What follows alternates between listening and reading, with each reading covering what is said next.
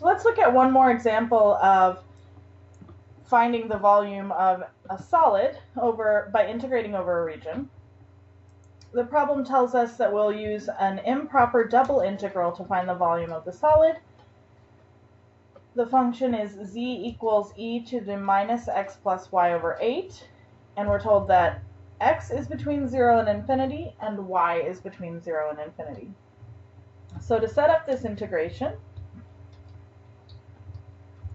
let's say I want to integrate with respect to y first, although it doesn't appear like it will matter. I know that my y can be anything between 0 and infinity. The function I'm integrating is e to the minus x plus y over 8.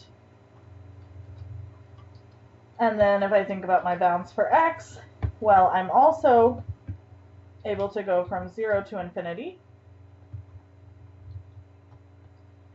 dx.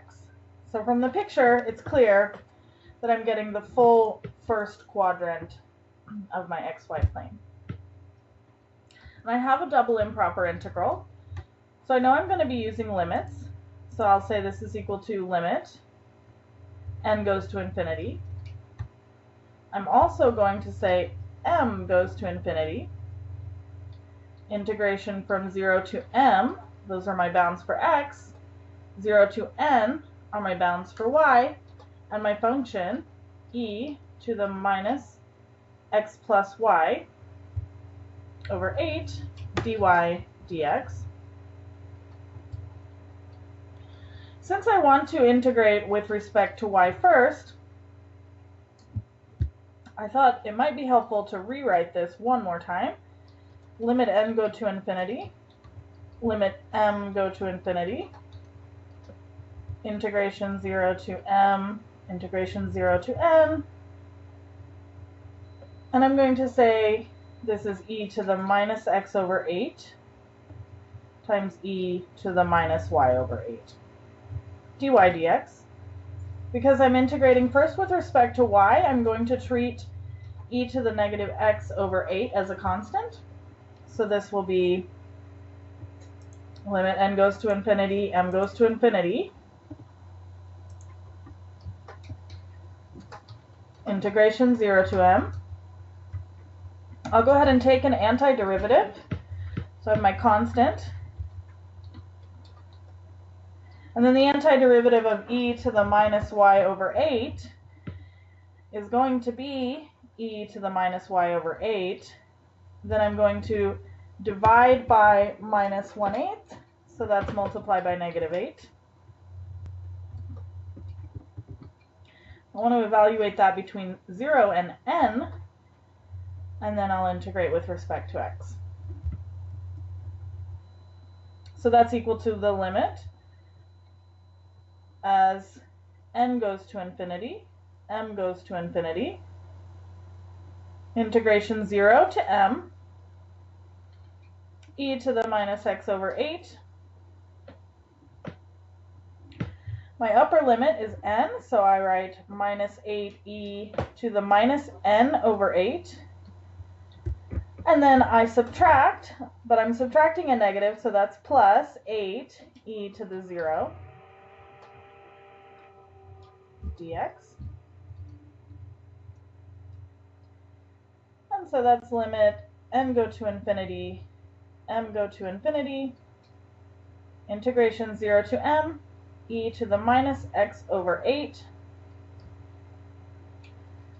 This first term I want to rewrite as minus 8 over e to the n over 8, and then plus 8 dx. So now I think I'm ready to scoot in my first limit.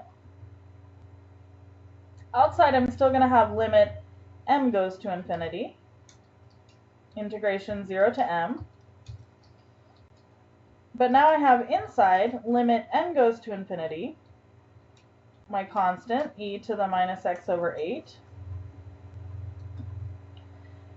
times minus 8 over e to the n over 8 plus 8 dx. So it's clear that when I evaluate the limit n going to infinity, this term, e to the n over 8, goes to infinity, so the entire term goes to 0. So this becomes limit m goes to infinity, integration 0 to m, e to the minus x over 8. And once I've evaluated this limit, I just have 0 plus 8 is 8. And now I'm ready to integrate with respect to x. So this is limit m goes to infinity. Antiderivative of e to the minus x over 8 is going to be e to the minus x over 8, and dividing by negative 1/8 is like multiplying by negative 8. And I'll evaluate that at 0 and m. So I have limit m goes to infinity minus 64 e to the minus x over 8 from 0 to m. That's limit m goes to infinity minus 64 e to the minus m over 8. Subtracting a negative gives me plus 64 e to the 0.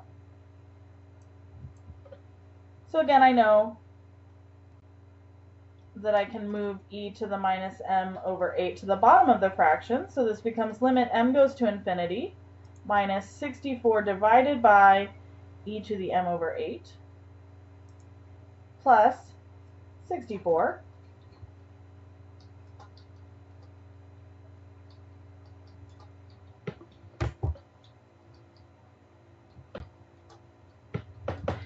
And this term goes to infinity, which means